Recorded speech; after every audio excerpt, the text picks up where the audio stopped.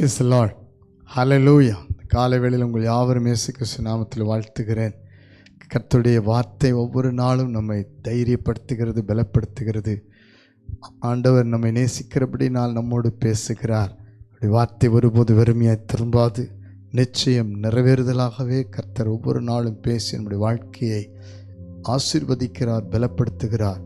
இந்த காலை வேளையிலே கூட உங்கள் வாழ்க்கையில் பலவிதமான சூழ்நிலைகள் உங்களுக்கு விரோதமாய் செயல்பட்டு கொண்டிருக்கலாம். நீங்கள் மனம் கலங்கியிருக்கலாம், பயந்திருக்கலாம், ஒரு நம்பிக்கையும் இல்லாத ஒரு சூழ்நிலையில் காணப்படலாம். இவ்வளவு ஜெபிக்கிறேன், இவ்வளவு காத்திருக்கிறேன், ஆனால் இந்த சூழ்நிலையிலிருந்து எனக்கு ஒரு விடுதலை இல்லை, எந்த பக்கம் திரும்பினாலும் ஒரு போராட்டத்தையே பார்க்கிறேன் என்று மனம் சோர்ந்திருக்கலாம். கவலைப்படாதிருங்கள். கர்த்தருடைய வார்த்தையின் மேலே நீங்கள் விசுவாசமாய் காணப்படுவதற்காகவே இந்த காலவேளையில் உங்களுக்கு ஒரு தீர்க்கமாய் கர்த்தர் பேசுகிறார். பாருங்கள், மார்க் எழுதின சுவிசேஷம் 4ஆம் அதிகாரம் 39ஆம் வசனத்தை வாசித்து பாருங்கள். அவர் எழுந்து காற்றை அதட்டி கடலை பார்த்து, இறையாதே, அமைதலாயிரு என்றார். அப்பொழுது காற்று நின்று போய் மிகுந்த அமைதல் உண்டாயிற்று. ஹல்லேலூயா, ஹல்லேலூயா. கவலைப்படாமல் விசுவாசமாய் இருங்கள்.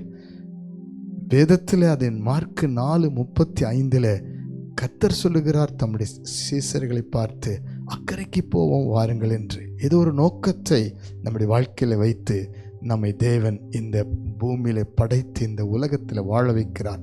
அக்கறை, தேவனுடைய நன்மை, தேவனுடைய ஆசீர்வாதம், தேவனுடைய ரட்சிப்பு, தேவனுடைய நித்திய ஜீவன், தேவன் கொடுக்கிற நல்ல வாழ்க்கை, தேவன் கொடுக்கிற சந்தோஷம், மகிழ்ச்சி, சமாதானத்துக்கு நேராய் நம்மை நடத்துகிற ஒரு பாதை. அக்கறைக்கு போவோம் வாருங்கள் என்று அவரும் இணைந்து வருகிறார். ஹல்லேலூயா.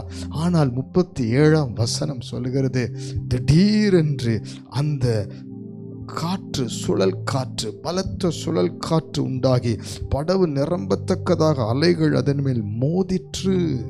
பலத்த சுழல் காற்று சாத்தானுடைய கிரியைகள், பயமுறுத்தல்கள், போராட்டங்கள், பிரச்சனைகள், வாழ்க்கை படகை, வியாபாரத்தை, வேலை, சம்பாத்தியங்களை, குடும்பங்களை, உறவுகளை, ஆவிக்குரிய வாழ்க்கையை, கர்த்தருக்காக ஓடுகிற ஊழிய பாதையை மோதுகிற காற்று, கவிழ்த்து போடத்தக்கதான ஒரு போராட்டம், பிரச்சனைகளை குடும்பத்தை அதிகமாய் சந்திக்கிறது, தனிப்பட்ட வாழ்க்கை அதிகமாய் சந்திக்கிறது. இன்னைக்கு கையின் பிரயாசங்களை அதிகமான அந்த சுழல் காற்று சந்திக்கிறது.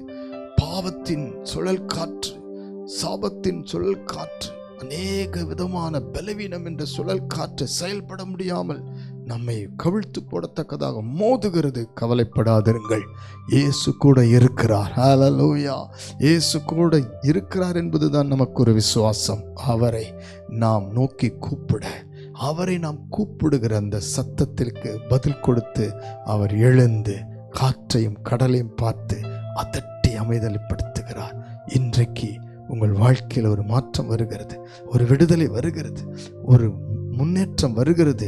இதுவரை நீங்க பார்த்த கொந்தளிப்பை அடக்குவார். குடும்ப உறவுகளிலே கணவன் மனைவிகளுக்கு விரோதமாய், ஆண்டவர் பிள்ளைகளுக்கு விரோதமாய், ஒவ்வொரு குடும்பத்துக்கு விரோதமாய் எழும்பி நிற்கிற எல்லா கொந்தளிப்பை அடக்கி போடுவார். தூண்டி விடுகிற சத்துருவின் திட்டங்களை அமைதிப்படுத்தி ஜெயமாய் நடத்துவார். நாம் இன்றைக்கு ஜெபிக்க போகிறோம். கண்களை மூடி விசுவாசத்தோடு ஆண்டவரை பார்த்து சொல்லுங்க, பரலோக பிதாவே, கிருபையுள்ள நாமத்தினால் இந்த காலவேளையில நாங்கள் ஒப்பு கொடுத்து ஜெபிக்கிறோம்.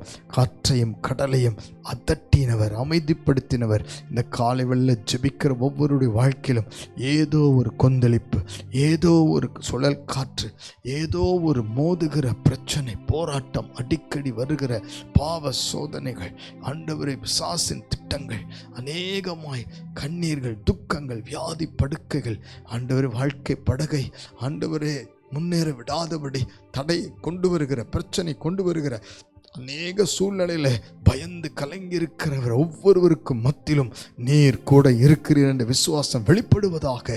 இயேசுவின் நாமத்தில் நீர் சொல்லியிருக்கிறீர், நான் உன்னை விட்டு விலகுவதும் இல்லை, உன்னை கைவிடுவதும் இல்லை என்று. இப்பொழுது ஒவ்வொருவருக்காக எழுந்தருளும் என்று நாங்கள் ஜெபிக்கிறோம். ஒவ்வொரு குடும்பத்துக்காக எழுந்தருளுவீராக. பயந்திருக்கிற, நடுங்கி இருக்கிற, போராட்டத்தில் இருக்கிற, முன்னேற முடியாதபடிக்கு கஷ்டப்பட்டு கொண்டிருக்கிற ஆண்டவர் எல்லா சூழ்நிலைகளுக்கு நடுவில் நீர் எழுந்தருளி காற்றையும் கடல் எல்லாரையும் அதட்டினது போல, அமைதிப்படுத்தினது போல வாழ்க்கையில் ஒரு சமாதானம், ஒரு சந்தோஷம், ஒரு தேவ அன்பு, தேவ விடுதலை, ரட்சிப்பு, நித்திய ஜீவனுக்கு நேராய் ஆண்டவரே நீர் நடத்தும்படி ஜெபிக்கிறேன். அப்படி செய்வதற்காக நன்றி. இதுவரை பார்த்த அத்தனை கொந்தளிப்பையும் ஆண்டவரே இறையாதே அமைதலாயிருந்து அடக்கி போடுகிறீர். நன்றி. சாத்தானுடைய திட்டங்கள், வில்லி சூனியங்கள், மாந்திரியங்கள், செய்வினை கட்டுகள், பொல்லாத சத்துனுடைய கிரியைகள் அழிக்கப்பட்டு போவதாக இயேசுவின் மூலம் ஜெபிக்கிறோம். ஜெயம் கட்டளையிட்டதற்காக நன்றி செலுத்துகிறோம். ஜீவனுள்ள நல்ல பிதாவே. ஆமென், ஆமென், ஆமென். God bless you. இயேசு கூட இருக்கிறார். நாம் முன்னேறி செல்லுவோம். ஆமென்.